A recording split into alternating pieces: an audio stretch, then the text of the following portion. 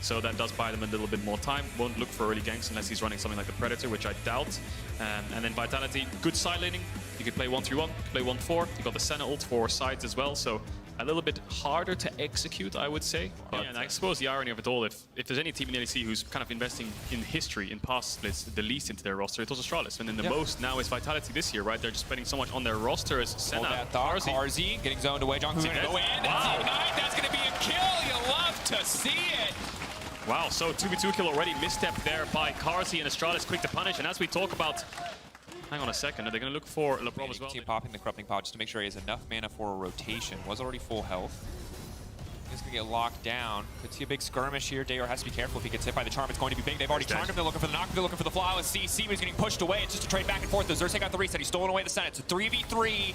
This Astralis jungle as Labrov gets locked up. He's trying to body block as much as humanly possible. Perkz only has one more charge, but he can find a kill. Maybe he can get enough resets to get this fight going, but no, Astralis really trying to get too much in that exchange. Xerxe again stepping forward. Doesn't have level 6. Crucially, that would have been a death sentence. He was able to use an ult. So already 6 minutes in, we've got a 4v4 for the bot side. Ton of strengths. One of them is certainly not the rapid wave clear, so difficult for them to match the Xayah without kill pressure onto her at this exact moment. Oh, it's Perkz. So now the engage coming out. Perkz definitely overstaying.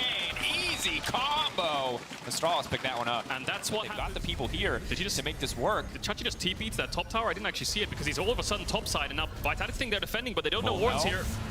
Ult comes out. There's not a lot you can do to this. The CC's flawless. Gets Senna's waiting in the belly of Tahm Kench, but waiting for what? Her own death might just be the case. Carzzy, though, turning it back, firing onto Kobbe. Labrov bought just enough time. Astralis over-forcing on the dive. A deadly, deadly situation. Oh, it's all falling apart there for Astralis. They thought they had the perfect setup. The 5 versus 3 under tower. Look at where Haru and Alphari are. They thought they could just get a well clean. Played by Vitality.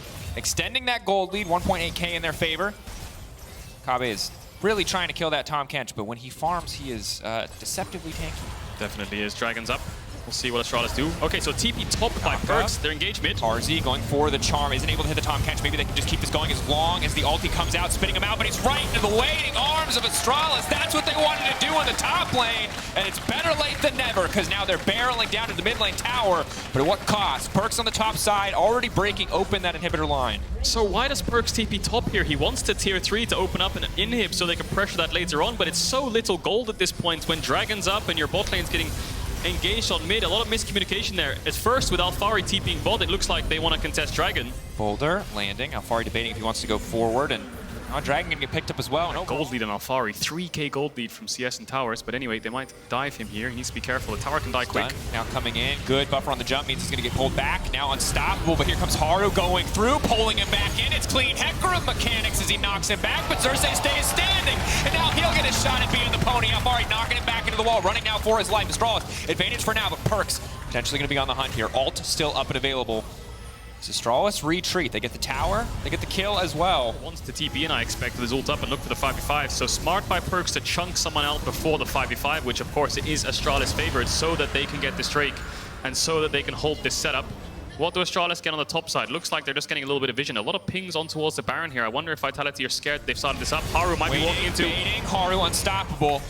Xerxe still chasing though, he wants to finish the job. There's the Ornn ult from nowhere. Vizicsasci looking to start a separate fight onto the Senna. It's a split fight and it's everything they could have wanted if they take out Carzzy too.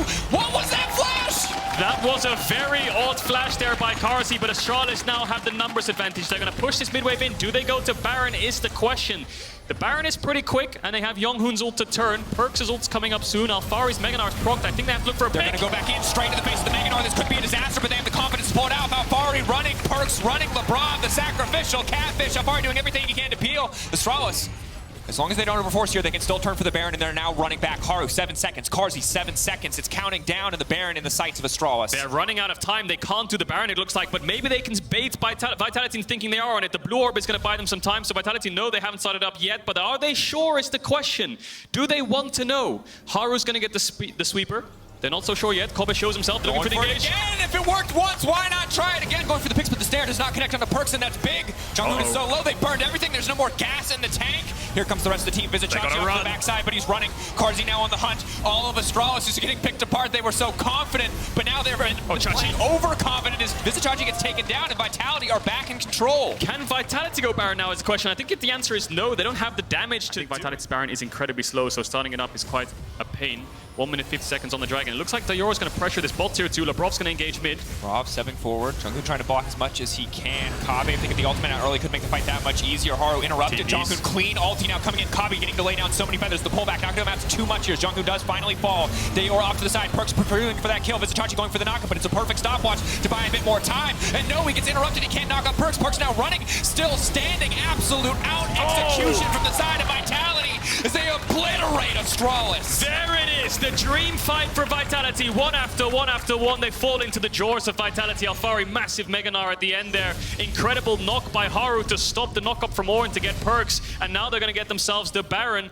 Bot tier 2 did fall for Astralis. We'll see if Xerxe can contest this. He has ult and flash, but he only has 1 pink ward. Labrov and Alphari are going to be the ones zoning him away. I feel like Vitality might need a little bit more damage on this Baron if Alphari can help out. 15 seconds on Chachi's TP. Okay. JeongHoon on the way. The longer they wait, the worse it gets. Lower and lower. Xerxe can get closer and closer because he has more and more backup on the way. Alphari and Labrov want the kill now. Xerxe now going for the fight. If he can turn this back, maybe they get something done. But in the meantime, the Baron is falling. And because of this 2v2 is going on, the Baron is sure to fall in the favor of Vitality. They'll grab a kill as well.